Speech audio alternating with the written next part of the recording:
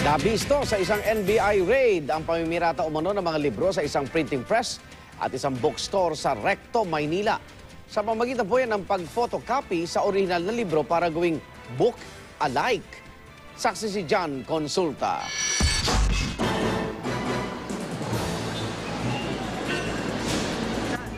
Sinalakay ng mga tauhan ng NBI Intellectual Property Rights Division o IPRD ang isang bookstore at isang printing press sa Recto Avenue, Manila.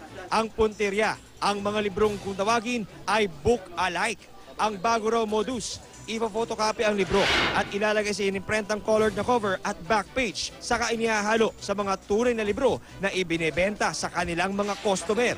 Tumambad sa raiding team ang daang-daang kopya ng mga sinasabing peking libro sa estante at bodega ng bookstore at printing press. Pero kapansin-pansin daw na mas matingkad ang kulay ng orihinal kumpara sa piniratang mga libro. Ito pong mga librong ito ay napakamura at yung perang na ibibigay sa kanila hindi po napupunta sa mga manunulat na mga librong ito. Ang ifa-file na case dito is a violation of copyright law. Copyright infringement ang tawag dito. Wala ang may-ari ng bookstore at ng printing press. Sa isang text message, sinabi ng may-ari ng Alimar Bookstore na wala silang alam sa mga peking libro.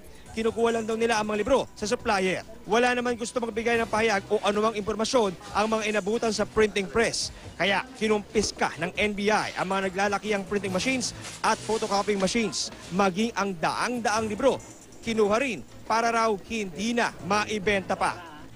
Matapos may dokumento at magamit bilang ebidensya, nakatakdang sunugin ang lahat ng mga kinumpiskang book-alike. Tuloy-tuloy naman daw ang magiging kampanya ng NBI laban sa mga piniratang mga libro. Ako si John Consulta, ang inyong saksi.